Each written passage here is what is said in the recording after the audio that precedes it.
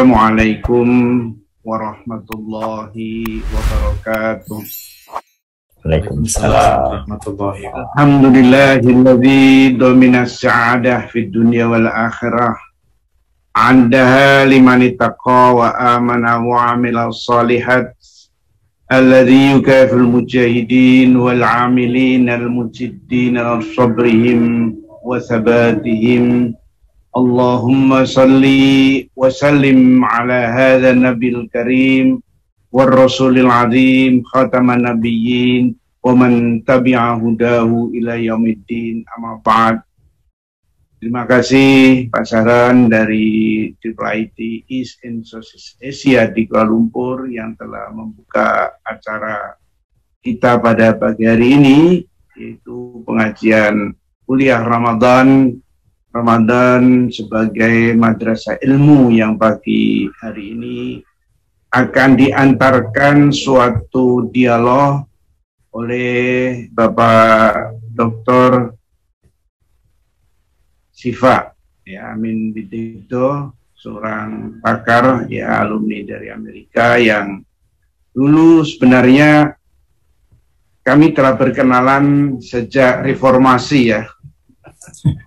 Ya, bahkan beliau pernah menerbitkan saya ingin punya semacam jurnal ya, karena itu serius ya, tentang episteme. Jadi Dr. Siva ini sejak muda itu sudah menggeluti pemikiran-pemikiran kefilsafatan, terutama epistemologi, sehingga membuat satu kelompok episteme yang menerbitkan majalah ya, yang tadi disebutkan beliau sendiri sudah menerbitkan 3 kali, kemudian selanjutnya juga melanjutkan penerbitan majalah episteme itu, dan saya pernah diminta menjadi penasihatnya waktu itu. Dan pernah suatu ketika beliau mengajak kawan-kawan dari PEPIAT ya, Perhimpunan Pelajar Islam Asia Tenggara, yang waktu itu sekjennya Dr. Mustafa Kamil Ayub ya, dari IUM ya, sahabatnya Pak Saran Kasim, yang kemudian bersama Nurul Iza, Anwar Ibrahim dan Anwar Tahir ya, datang ke Jakarta waktu itu di hotel di Arya Duta ya, Arya Duta ya, di Menteng.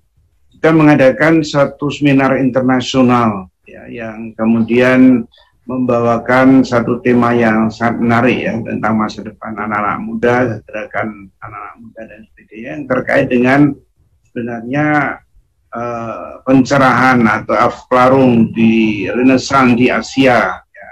Itu sangat terkait dengan pemikiran-pemikiran tentang afklarung atau tentang Renaissance di Asia ya. Dan itu Dr. Siva waktu itu menjadi moderator, dan beliaulah sebenarnya penggeraknya.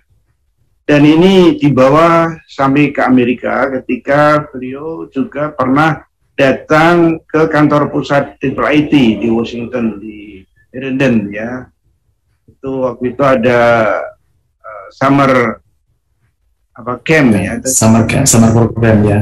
Ya, summer program di IIIT yang kalau tidak salah waktu itu diketuai oleh Dr. Ermin Sinanovic, ya.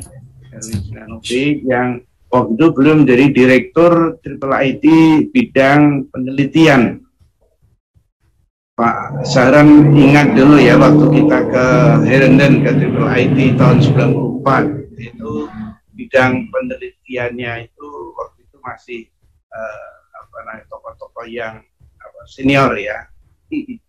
Kemudian baru setelah reformasi dan datanglah tokoh-tokoh muda seperti Dr. Ermin Sinanovic, yang Dr. Ermin ini pernah menyampaikan pada, bukan saya, tapi pada satu jamaah East Southeast Asia waktu itu IIIT di Kuala Lumpur, bahwa beliau pernah bertemu dengan seorang pemuda mahasiswa dari Indonesia namanya Siva Bidikdo, yang sangat menarik, dan beliau sendiri mengatakan ini outstanding ya, dan beliau jarang menemukan orang yang cara berpikirnya dan cara berargumentasinya itu seperti Dr. Sifa, waktu itu belum dokter ya.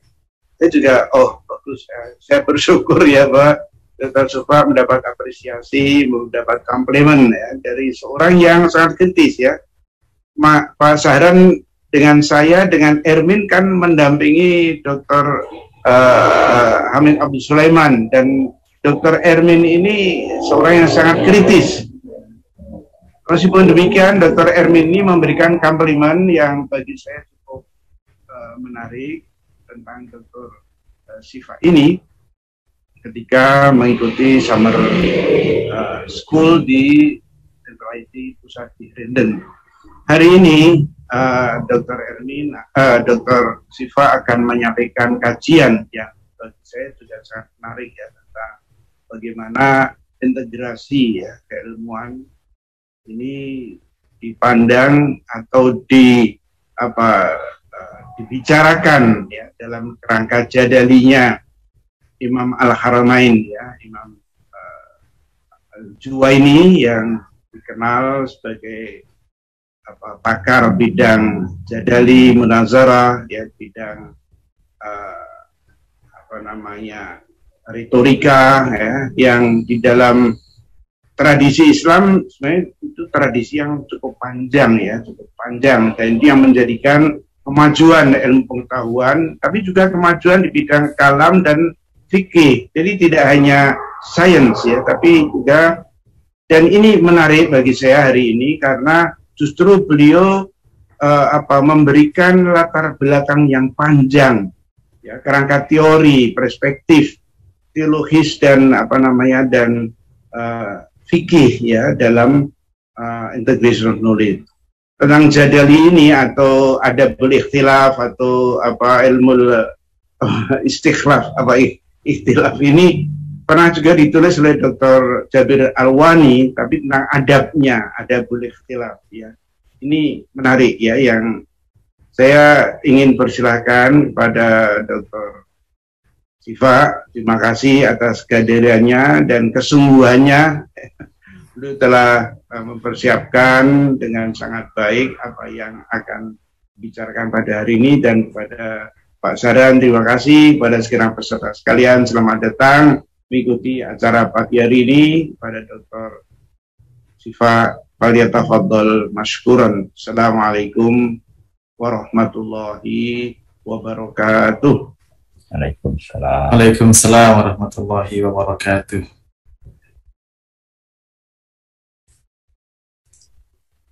Ini langsung ke saya, Ustaz? Ya, langsung silakan. Oh, baik. Baik, terima kasih Ustaz Habib Khirzin yang saya hormati, Dr. Syahran yang juga saya hormati, pernah ketemu waktu workshop bersama Dr. Ziauddin Sardar di Future Studies. Saya ikut juga di sana. Dan ya, terima kasih atas very kind introduction dari Ustaz Habib Khirzin. Ya, ini sudah lama sekali berkenalan dengan beliau sejak saya masih mahasiswa S1, terus kemudian modal nekat gitu, pengen ketemu, pengen bikin acara tapi nggak tahu bagaimana caranya. Alhamdulillah sangat open arm, Ustadz Habib menerima kami dan kemudian membantu segala macam suksesnya acara-acara dari tingkat komisariat perguruan tinggi sampai kemudian kemarin yang sempat kerjasama dengan PEPIAT yang tadi disebutkan.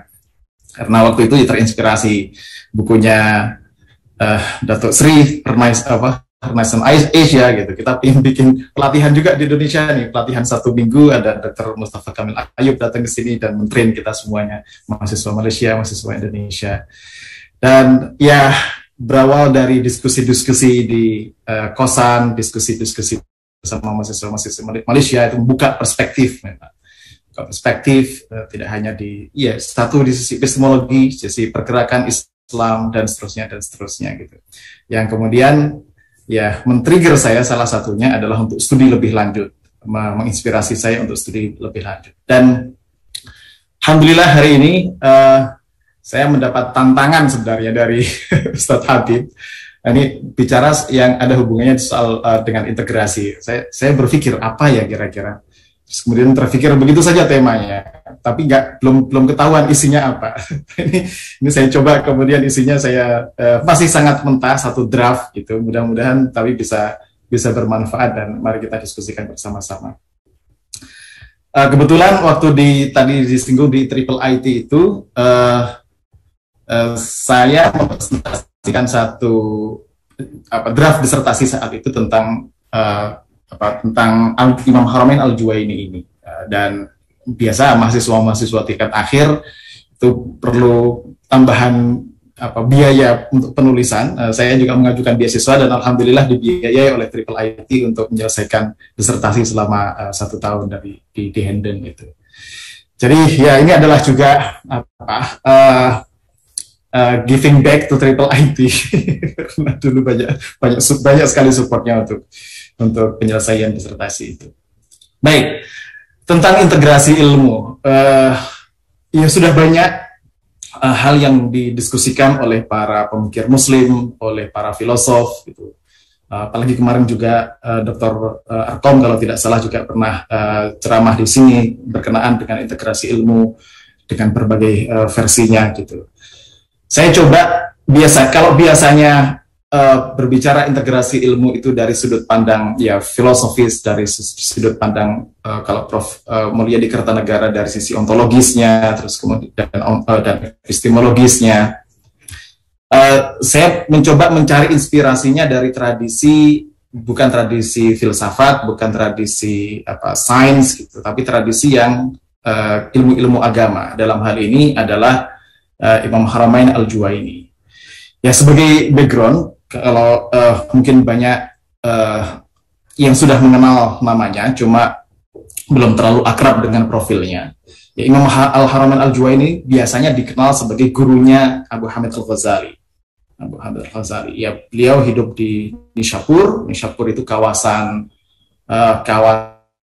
Northern Persia, kawasan utara yang berbatasan dengan Afghanistan, mungkin sekarang utara Iran berbatasan dengan Afghanistan. Nishapur adalah salah satu juga pusat keilmuan Islam pada saat paruh akhir dari Daulah Abbasiyah. Kalau pusatnya Baghdad salah satunya, terus kemudian di sebelah timurnya itu salah satunya adalah Nishapur, selain Samarkand dan macam-macam. Beliau hidup di abad ke-11 sampai abad 11 Hijriyah lah gitu. Dan saat beliau hidup di kawasan sini, kalau boleh lihat petanya, ini Khurasan, Baghdad di sini, yang pada saat beliau lahir berkarir itu Daulah Abbasiyah itu secara formal ada, tapi secara de facto itu dikuasai oleh kesultanan-kesultanan kecil gitu. Awalnya Buwaihiyah, terus kemudian masuk ke sana Kesultanan Saljuk. Buwaihiyah itu secara afiliasi keagamaan itu adalah Syiah, terus kemudian Saljuk itu adalah Sunni dalam hal ini madhab Hanafi gitu, karena berasal dari kawasan Turkistan gitu. Jadi kemudian masuk dan menguasai Baghdad. Al-Juwaini hidup di masa itu, di masa di mana sebenarnya awalnya dunia Islam di abad ke-10-11 itu dikuasai oleh kalau sebagian pakar itu menyebutnya sebagai Syi'i Senturi. Abadnya Syiah, ada Buwaihiyah di Baghdad, ada Fatimiyah di Kairo dan Afrika Utara, di sekitar Bahrain ada Qaramitoh gitu. Jadi secara kekuasaan politik itu mayoritas mungkin dikuasai oleh pemerintahan yang berafiliasi ke Syiah dengan berbagai macam madhabnya. Ada yang Ismailiyah, ada yang Ithna Asy'ariyah, ada yang macam-macam gitu. Jadi situasi politiknya semacam itu, dan termasuk di kawasan Khurasan atau di kawasan Nishapur di mana Imam Al-Haramain ini hidup. Begitu. Di sana ada kalangan Ismailiyah, ada kalangan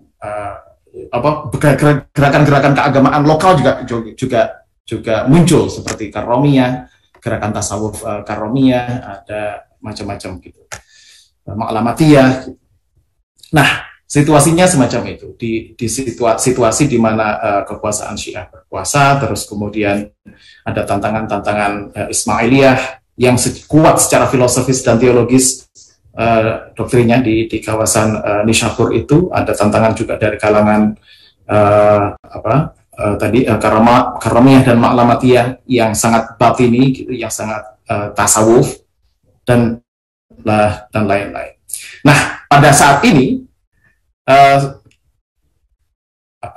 keilmuan Islam secara umum yang menjadi idola atau yang menjadi dalam tanda kutip basis bagi ortodoksi Ahlus Sunnah wal Jamaah itu adalah madhab fikih atau hadis dengan madhab fikihnya gitu. Teologi dalam hal ini Mu'tazilah termasuk Asy'ariyah di dalamnya itu Khalifah Al-Qadiri, ada namanya Qadiri Creed itu, sebagaimana ditulis oleh George Makdisi, itu dikecam sebagai aliran yang heretik, aliran bid'ah, artinya bukan dikeluarkan, tidak dimasukkan dalam apa yang disebut sebagai Ahlus Sunnah wal Jamaah. Gitu. Nah, dalam situasi semacam itu kemudian ada semacam tensi yang kuat bahwa antara golongan fikih yang tradisionalis dengan ahlul kalam yang dianggap sebagai rasionalis gitu.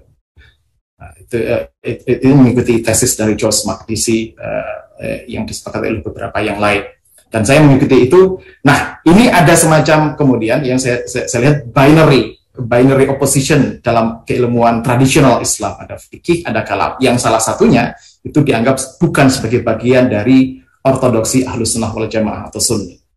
Jadi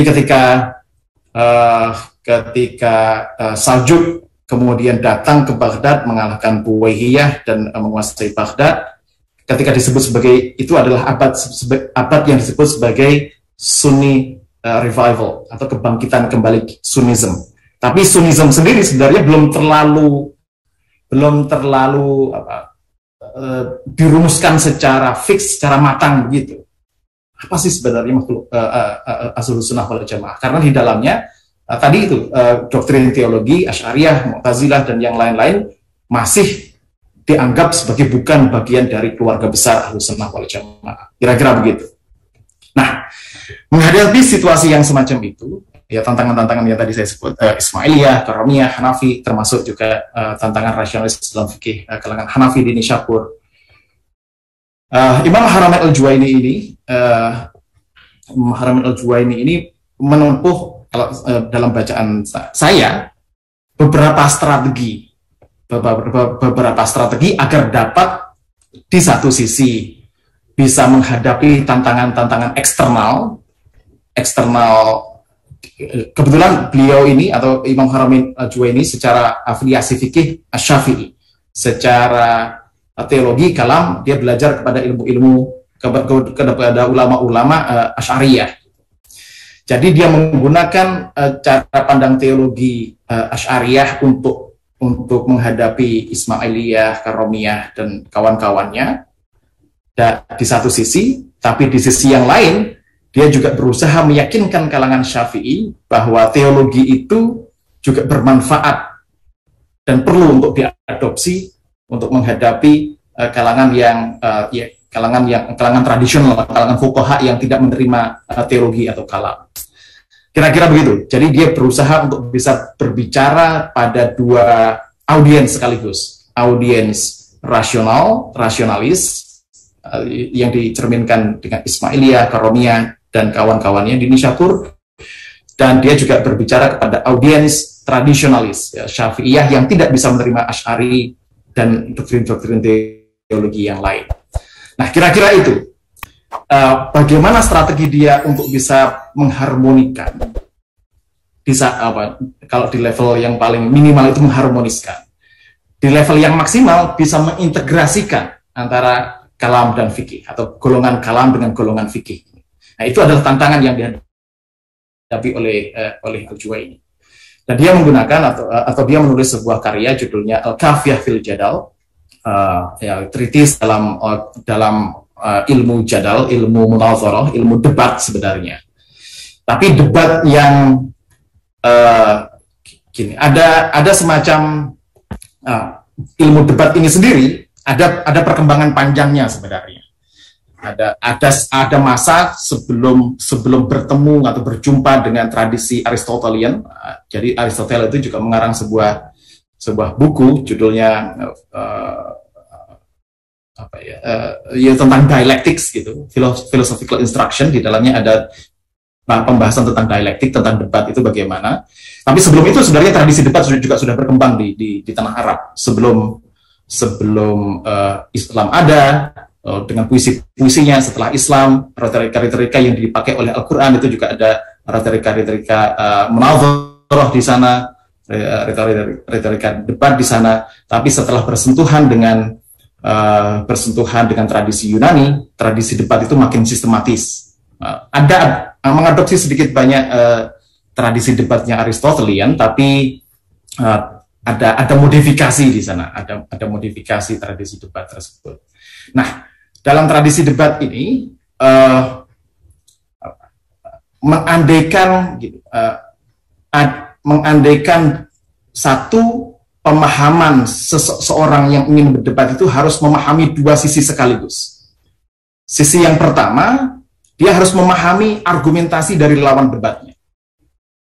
Yes, di sisi yang lain, dia juga harus mengerti dan paham betul argumentasi apa yang akan dia sampaikan nanti. Jadi kalau dalam tradisi Aristotelian itu disebut sebagai doxa. Doxa itu the most accepted opinion. Dan kedua pihak yang ingin berdebat itu harus memahami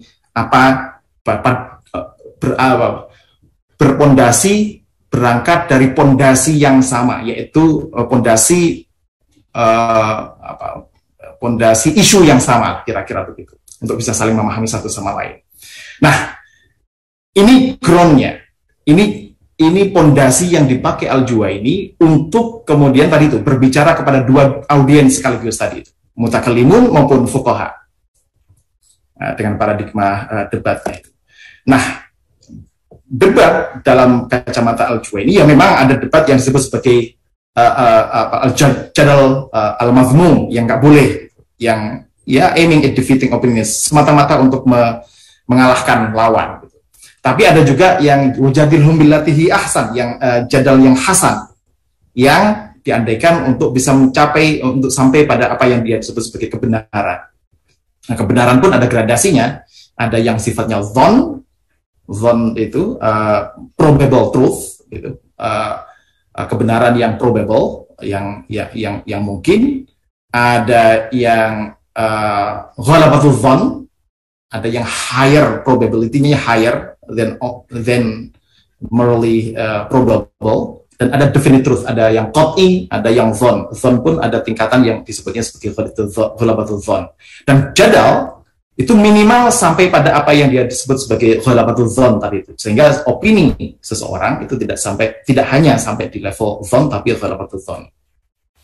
Contohnya semacam itu, yang dia merumuskan epistemologi jadalnya itu kira-kira semacam ini. Apa yang dia sebut sebagai, ini sumber-sumber agama nih, sumber-sumber al-qawati' al-qat'iyat, yang disebut sebagai qat'i itu apa? Oh, hal-hal yang nusus dari Al-Quran, hal-hal yang nusus dari sunnah mutawatirah, yang mutawatir dan ijma, itu certain, itu definite truth, kebenarannya truthnya sampai pada level yakin gitu, yang tidak ada perdebatan lagi. Tapi ada juga adilah atau dalil-dalil yang levelnya hanya sampai di level zunun atau zon, misalnya nas dari hadis-hadis ahad yang periwayatannya itu tidak sampai level mutawatir, terus kemudian hal-hal yang interpretatif dari Al-Quran, meskipun ayat Al-Quran kalau itu membuka kemungkinan penafsiran lebih dari satu, itu masuk dalam zawahir, yang disebut sebagai zawahir, itu masuknya pada zon juga. Demikian juga yang zawahir dari sunnah, dari qaulus sahabah, dari qiyas gitu. Nah, bagaimana agar level pengetahuan di level zon ini tadi mencapai level yakin meskipun tidak sampai level qat'i, ya harus melalui proses yang dia sebut sebagai jadal itu. Jadi dari jadal itu memungkinkan level pengetahuan, level kepastian dari pengetahuan dari level yang hanya kemungkinan menjadi level yang the most compelling opinion atau ghalabatul dzan itu, preponderance of conviction. Convictionnya lebih certainty-nya lebih tinggi. Nah, itu sedikit tentang jadal tadi itu ya. Nah, sekarang ini teknisnya bagaimana cara Al-Juwaini menggunakan istilah-istilah atau istilah different forms of how to have a debate with the opponents. Cara-cara bagaimana mendebat oponen, mendebat rivalnya. Ada yang sifatnya mu'aradhah dan seterusnya. Ini teknis sekali yang nanti bisa, kalau kita punya waktu, bisa kita bahas. Nah, jadal yang tadi sedikit dielaborasi tadi itu diaplikasikan oleh Al-Juwaini untuk di satu sisi diaplikasikan ke fikih. Ke fikih orientasinya adalah ke fikih itu terutama audiensnya adalah kalangan fuqaha Syafi'iyah yang tidak menerima atau belum menerima Asy'ariyah ya, kira-kira begitu. Oleh sebab itu dia sedikit beri konten yang rasional terhadap fikih itu agar lebih dekat lagi dengan kalam, sehingga memungkinkan kalangan fuqaha bisa menerima kalam di satu sisi. Di sisi yang lain, dia juga aplikasikan jadal itu di karya-karya dia di bidang kalam untuk memberi nilai agama. Yang maksud saya nilai agama itu adalah nalar agama dalam kalam, sehingga agar tadi itu ada jembatan kalam itu bisa diterima kalangan fikih dan kalangan kalam bisa menerima fikih. Kira-kira begitu. Jadi memberi nilai ortodoksi di dalam ya, ilmu kalam. Bagaimana caranya? Ini beberapa cara yang strategi yang dipakai oleh Al-Juwaini gitu ya. Misalnya ini beberapa contoh, meskipun terlalu teknis, saya coba untuk memberi gambaran gitu tentang misalnya meskipun Imam Al-Haramain Al-Juwaini ini tadi itu punya genealogi, punya kredensial sebagai ulama Syafi'iyah, tapi dia tidak segan-segan untuk juga mengkritik beberapa pemikiran Imam Muhammad Idris Asy-Syafi'i. Misalnya tentang konsep ijma. Konsep ijma pendasaran yang dipakai oleh Asy-Syafi'i misalnya di kitab Ar-Risalah maupun Al-Um gitu. Bahwa ijma dijadikan sebagai sumber agama itu didasarkan pada ayat yang berbunyi itu wa may yushaqiqillah wa may yushaqiqir rasula min ba'di ma tabayyana lahul huda wa yattabi' ghayra sabilil muslimin ghayra sabilil mu'minin nuwallihi ma tawalla wa nuslihi jahannam wa sa'at masira. Ya. Nah, beliau mendasarkan atau Imam Idris Asy-Syafi'i mendasarkan bahwa yang disebut sebagai ijma itu adalah wayattabi' ghaira sabilil mu'minin. Artinya sabilil mu'minin itu adalah jalan ijma, jalan konsensus. Menurut Al-Juwaini tidak bisa didasarkan pada situ. Wayattabi' ghairul mu'minin di situ adalah yattabi tadi wa may yushaqiqir rasul, yang mengikuti jalannya Nabi secara khusus, bukan mukmin secara umum, kira-kira begitu. Nah, kalau penafsiran atas ayat ini memungkinkan lebih dari satu penafsiran, itu artinya ayat itu masuk dalam kategori dhawahir atau equivocal. Ada banyak penafsiran. Kalau penafsirannya lebih dari satu, berarti dia masuk dalam kategori dhon tadi itu. Sedangkan ijma itu adalah sumber agama yang sifatnya qat'i. Tidak mungkin membuat pondasi yang sifatnya qat'i atas pondasi yang sifatnya dhon. Kira-kira begitu argumentasi dari Al-Juwaini. Demikian pula kalau mendasarkan diri pada hadis yang sebagian memperdebatkan kesahihannya, la tajma'u ummati ala dhalalah misalnya. My ummah, a nation will not agree on error. itu juga hadis ahad, itu tidak bisa dipakai sebagai pendasaran hujiyatul ijma, tidak bisa dipakai sebagai pendasaran bagi kuatnya posisi ijma sebagai sumber hukum Islam. Nah, kira-kira begitu. Nah, sebagai alternatif kemudian Al-Juwaini mengatakan bahwa ya itu tadi ya, singularity of transmission itu tidak bisa dipakai. Yang bisa dipakai pendasaran ijma itu adalah agreement of society on condemning the violence. Artinya gini, dia agak keluar dari argumentasi tekstual untuk menjustifikasi keberadaan ijma.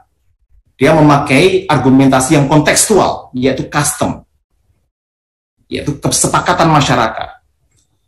Kalau masyarakat sudah punya kesepakatan yang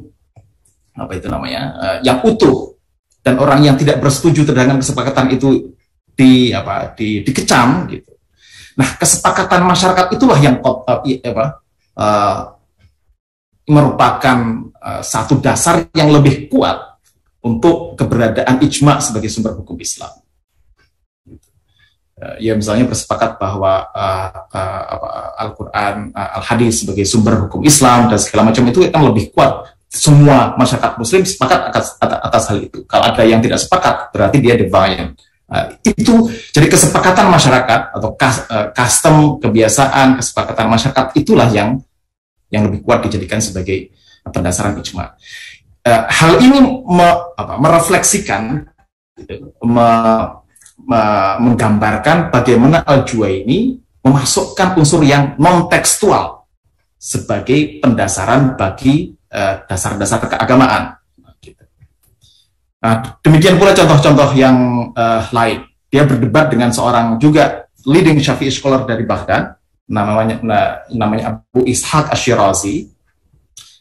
Itu adalah juga tokoh Syafi'i yang the towering figure lah di Baghdad itu, dari ulama Syafi'i di Baghdad yang kemudian juga diangkat menjadi berikutnya menjadi madrasah besar awal di dunia Islam, yaitu Madrasah Nizamiyah. Salah satu direkturnya adalah Abu Ishaq Ash-Shirazi di Baghdad dan Imam Haramain Al-Juwaini di Nishapur.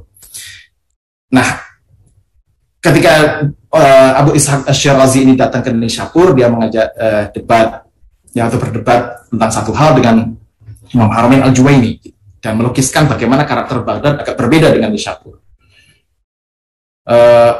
Salah satunya adalah isu tentang apakah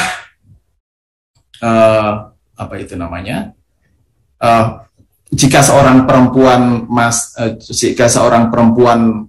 masih belum menikah, masih perawan, al-bikr, the virgin girl, itu menikah, apakah perlu izin atau ada hak walinya untuk memaksanya atau tidak? Kalau berdasarkan teks hadisnya, Abu Ishaq Ash-Shirazi berargumen bahwa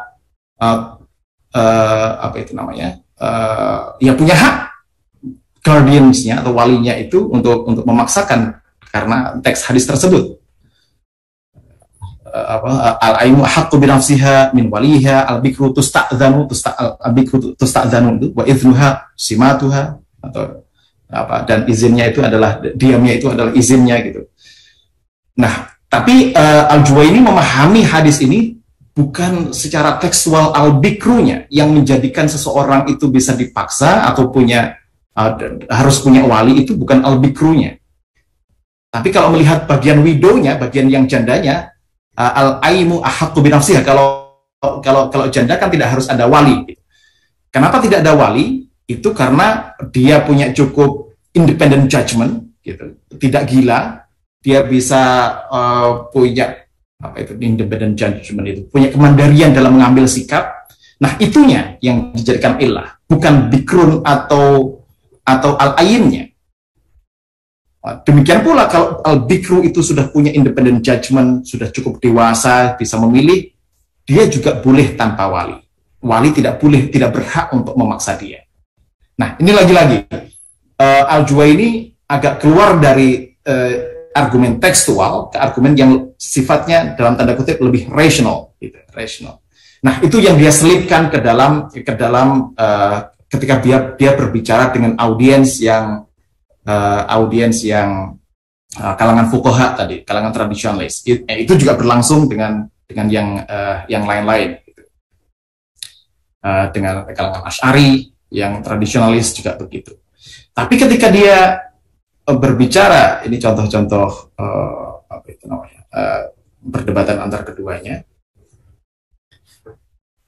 Tapi ketika dia berbicara dengan kalangan Hanafi, kalangan Mu'tazilah, kalangan theologians yang sangat rasionalis, dia punya cara pendekatan yang berbeda. Misalnya ketika berhadapan dengan kalangan Hanafi yang dalam beberapa kasus menggunakan qiyas, justru Al-Juwaini lebih mengandalkan lebih menganggap khobar wahid atau hadis ahad itu lebih kuat daripada qiyas yang berbasiskan akal, berbasiskan reason, gitu. Juga ketika berdebat dengan kalangan Mu'tazilah atau mendebat kalangan Mu'tazilah tentang sifat-sifat Tuhan, tentang macam-macam gitu, Al-Juwaini menggunakan argumentasi yang rasional tapi dengan basis penalaran keagamaan. Maksudnya penalaran keagamaan itu ya baik Quran hadis mau terutama qiyas gitu. Tapi qiyasnya agak berbeda dengan qiyas kalangan fuqaha. Qiyas yang dipakai kan qiyasul ghaib ala syahid, mengkiaskan yang ghaib dalam hal ini Tuhan ala syahid terhadap fenomena yang syahid yang bisa dipersepsi secara indrawi gitu. Nah, itu kira-kira begitu. Jadi berbicara dengan audiens kalam yang rasional itu, dia mencoba mentradisionalisasikannya itu membuat dia grounded dalam tradisi Islam, dalam tradisi penalaran Islam. Gitu. Ketika berbicara dengan audiens yang fikih, dia mencoba untuk membuat memasukkan elemen rasional di dalamnya, atau elemen non-tekstual di dalamnya. Nah, itu strategi Al-Juwaini. Nah, contoh-contohnya nanti bisa kita bahas lebih dalam. Gitu. Demikian pula ketika berargumen dengan kalangan Syiah dan Karami, itu adalah kalangan Syiah Ismailiyah terutama, itu kan sangat terinspirasi dengan doktrin-doktrin neoplatonisme, filsafat neoplatonisme, tentang ketika membicarakan tentang sifat-sifat Tuhan, teori emanasi sangat rasional, sangat platonik gitu, dengan menggunakan teori-teori Ibnu Sina, tapi dia jawab dengan jawaban-jawaban model Asy'ariyah untuk menanggapinya. Demikian pula ketika berhadapan dengan kalangan Karomiyah yang cenderung pada mujassimah atau menafsirkan teks-teks Quran itu berdasarkan pemahaman yang antroposentrisme namanya, yang bahwa Tuhan itu ketika Ar-Rahmanu ala arsyistawa, God is seated on the throne, bahwa Tuhan bersinggasana di singgasana atau bertempat di singgasana, itu ditafsirkan oleh kalangan Karomiyah sebagai makna tekstual. Tapi oleh Al-Juwaini diberi sanggahan bahwa gimana kalau kemudian menafsirkan wa huwa ma'akum aina ma kuntum, atau faman huwa qa'imun ala kulli nafsin bima kasabat.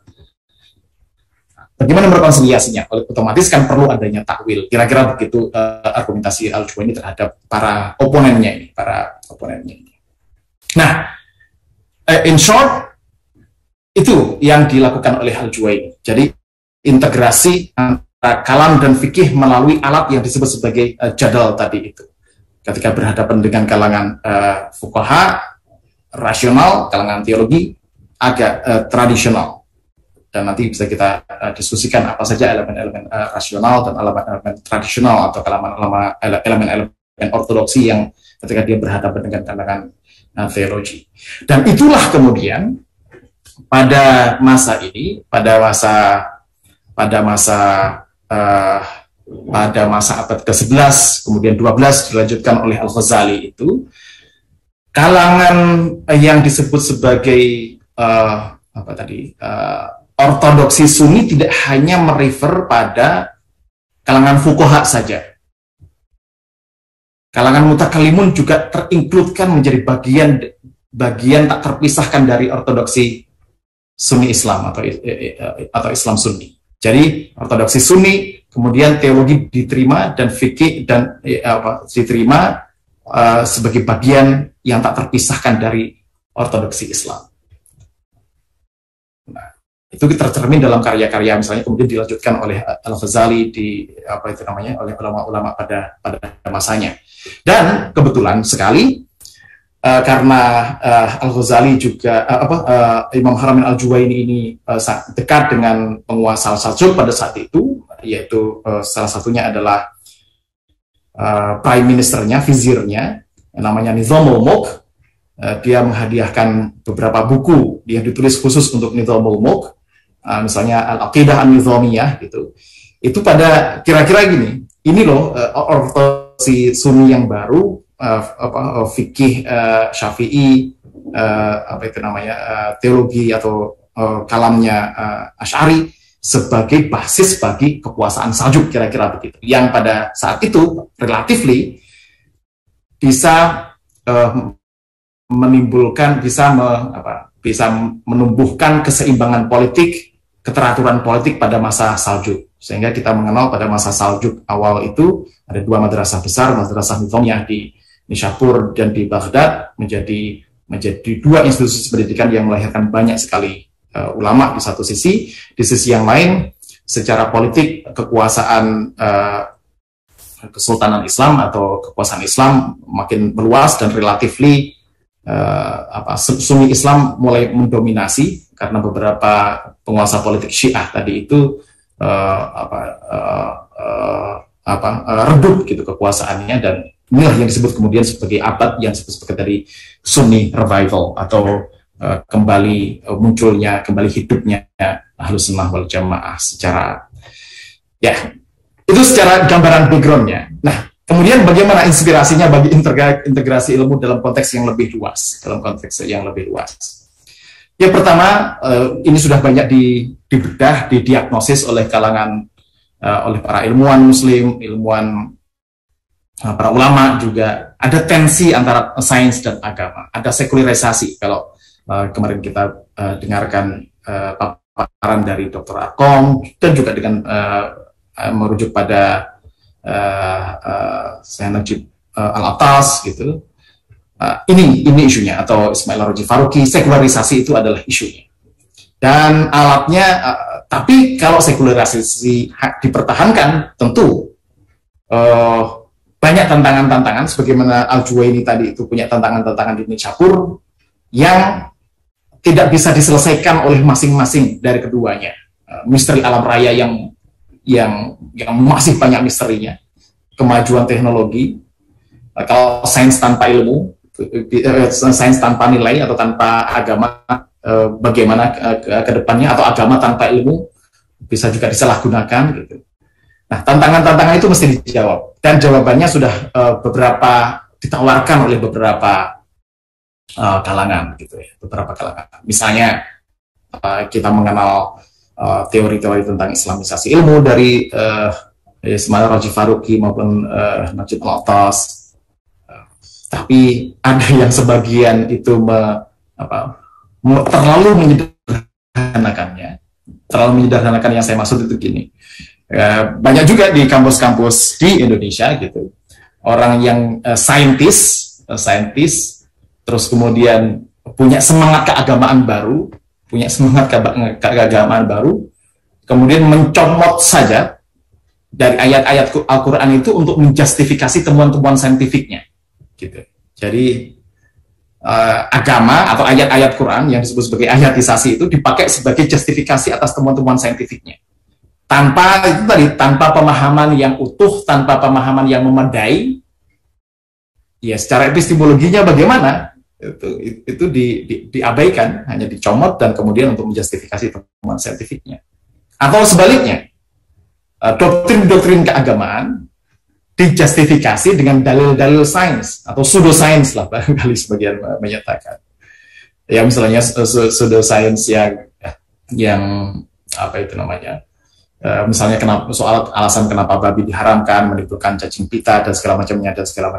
Itu kan mencoba menjustifikasi doktrin agama dengan temuan-temuan sains yang padahal temuan sainsnya bisa saja terus berubah sesuai dengan perkembangan ilmu pengetahuan, atau doktrin tentang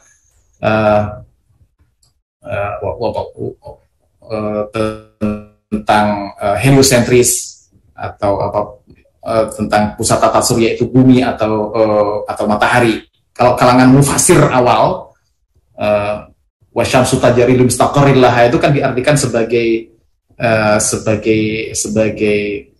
bahwa pusat tata surya itu adalah bumi. Tapi kemudian kan ada penafsiran ilmu pengetahuan bahwa pusat tata surya itu adalah matahari. Nah, itu mengindikasikan bahwa ada sebagian kalangan yang mencoba tadi itu mendialogkan antara sains dan agama dari dua kutub masing-masing gitu. Mencoba menjustifikasi doktrin agama dengan sains, atau mencoba memberi justifikasi keagamaan terhadap penemuan sains mutakhir. Nah, itu ya bisa sebagai sebuah ijtihad. Tapi tidak cukup. Tidak cukup karena kalau tidak ada jembatan epistemologisnya. Ada juga usaha ya seperti yang kemarin dipaparkan banyak panjang tentang saintifikasi agama atau ilmuisasi agama, ilmuisasi Islam, bahwa dari doktrin yang sifatnya doktrinal terus kemudian diobjektifikasi menjadi sains sehingga bisa diterima oleh banyak kalangan, bisa difalsifikasi dan seterusnya. Pak Kunto Wijoyo misalnya. Atau juga koeksistensi, ya sudah jalan masing-masing saja antara ilmu agama maupun ilmu umum, toh nanti mungkin akan ketemu kebenarannya itu. Misalnya diilustrasikan dengan novel Hayy bin Yaqzan, Ibnu Tufail atau Ibnu Sina gitu, bahwa eksplorasi tekstual keagamaan menyampaikan seseorang pada Tuhan, eksplorasi terhadap ayat-ayat yang sifatnya kauniyah juga akan menjurus atau bermuara pada penemuan akan kebenaran Tuhan. Atau seperti tesis dari Profesor Al-Ustadz Hamid Zarkashi, perlunya Islamic worldview,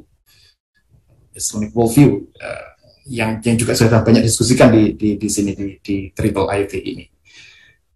Meskipun mungkin barangkali akan ada yang memberi pandangan lain, apakah Islamic worldview itu satu saja, yang kemudian orang yang tidak sesuai dengan worldview yang diinterpretasikan oleh penafsirnya itu berada di luar Islam. Apa tidak ada multiple Islamic worldviews misalnya? Ada yang mengkritisi semacam itu. Nah, dalam konteks ini saya ingin sebenarnya ya hanya sintesis saja dari apa-apa yang sudah didiskusikan oleh banyak kalangan. Mesti ada gerak secara simultan dari dua kutub, dari dua pihak. Sebagaimana tadi Al-Ghazali, sebagaimana tadi Imam Haramain Al-Juwaini menggunakan jadalnya untuk berbicara ke kanan dan ke kiri, ke kalangan fuqaha maupun ke kalangan mutakallimun. Dan dia menggroundedkan dirinya, menempatkan dirinya punya kredensial di kedua ilmu tersebut. Ya, ini istilah yang saya lempar begitu saja. Istilahnya model integrasi double movement. Double movement itu maksudnya apa? Nah, kalau berangkat dari penemuan-penemuan sains, metodologi sains dan segala macam, nggak masalah, itu diteruskan saja karena pada level epistemologisnya kan eksplorasi yang sifatnya rasional itu kan juga di-endorse oleh agama, oleh Islam. Hanya saja yang perlu disematkan di dalamnya adalah di level bukan hanya ontologis dan epistemologis, tapi juga aksiologisnya, aspek nilainya. Bagaimana agar sains itu memberi rahmah, memberi apa itu namanya, ya berkah buat semuanya. Gitu. Jadi aspek rahmatnya itu, Bama arsalnaka ila rahmatan lil alamin itu adalah nilai Islam yang yang bisa disematkan ke dalam sains. Dia berawal dari apa itu namanya, eksplorasi empirik semacam apapun, tapi orientasinya di dalam di dalam pikiran benak seorang saintis Muslim misalnya, itu adalah bagaimana agar sains ini di satu sisi memahami ayat-ayat Allah, di sisi yang lain juga memberi benefit, memberi rahmah buat masyarakat, buat umat, buat alam semesta. Jadi aspek itunya, ketika kita berbicara kepada audiens saintis, bagian nilainya yang bisa diusulkan kepadanya. Demikian pula kalau audiens yang yang dijadikan sebagai teman dialog, sebagai target audiensnya, jangan agar ini menemukan common ground, yang harus ditonjolkan adalah aspek rasional, aspek ilmunya dalam pemahaman keagamaan, bukan aspek doktrinernya. Kalau aspek doktrin yang dikemukakan nggak bisa ketemu ini antara sains dan agama. Tapi kalau kemudian pemahaman atas agama itu makin dirasionalisasi dalam arti yang luas ya, bisa jadi kalau akal dalam konteks Islam itu kan bisa memungkinkan di dalamnya yang sifatnya kognitif maupun yang sifatnya gnostik gitu, apa itu namanya, irfan gitu. Jadi rasionalisasi pemahaman agama, bukan hanya yang tekstual doktriner gitu. Nah, dengan cara pendekatan yang gerak ganda, kita memfamiliarkan atau mendasarkan atau membasiskan pondasi kita pada pondasi sains dan agama, dan kita bisa mendialogkan antara keduanya dengan cara yang seperti itu. Nah, harapannya dengan begitu kemudian adalah harapannya sains yang muncul itu adalah sains yang humanis, sains yang memberi rahmat buat semesta, dan agama atau pemahaman agama yang muncul bukan pemahaman keagamaan yang semata-mata doktriner, tapi juga mencerahkan. Dengan terus melakukan dialektika, melakukan dialog antara keduanya, mudah-mudahan dari situ common ground, apa yang disebut kita harapkan adanya common ground, adanya integrasi akan terwujud, yaitu dengan orientasi nilai atau rahmat dari sains dan orientasi saintifik dari agama. Mudah-mudahan dari situ common ground itu bisa dirintis gitu. Begitu kira-kira Ustaz Habib, Dr. Syahran, pemaparan saya. Kurang lebihnya mohon maaf, saya kembalikan floornya kepada antum semuanya. Terima kasih, kurang lebihnya mohon maaf. Assalamualaikum warahmatullahi wabarakatuh. Waalaikumsalam warahmatullahi wabarakatuh. Kita undang Pak Habib untuk memberi sedikit ulasan. Silakan Pak Habib. Terima kasih. Alhamdulillah Dr. Syifa telah menguraikan secara mendalam ya satu tradisi jadali ya yang memang sebenarnya dalam dunia Islam telah berkembang cukup jauh ya, bahkan lahir ilmu-ilmu ya tentang apa namanya jadali ini. Dan secara khusus memang beliau mengadvokasikan pemikiran dan juga apa ya, eksperimen ya kalau boleh dibilang, apa yang dilakukan oleh Imam Al-Haramain Al-Juwaini ini dalam konteks kita integration of knowledge. Ini menarik sekali yang tadi ada usulan bagaimana double movement ya, ini menarik sekali ya, double movement, berkaya perspektif, membuka jalan-jalan baru ya, karena kita menempuh jalan-jalan baru yang lebih kaya, lebih membuka, lebih menajamkan ya, sehingga sebenarnya selama ini salah satu tujuan dari Triple IT dengan tajdid atau islah di dalam ilmu dan civilization, sebenarnya lebih ke civilizational reform, ke arah civilizational reform, tajdid fil hadarah ya, tajdid fil ilmi wal hadarah. Memang tujuannya kepada hadarah. Yang selanjutnya bagaimana meningkatkan excellence ya, jadi agar pendidikan kita, agar kajian-kajian di dunia Islam itu menjadi excellence, ya, imtiaz, jadi mencapai imtiaz. Dengan integration ini tidak ada pemisahan, ya, tidak ada segregasi, tidak ada pemisahan, tidak ada sikap mendua, betul-betul tauhidik, ya. Ini menjadikan karya-karya di dunia Islam menjadi excellence, menjadi mumtaz, yaitu antara ini.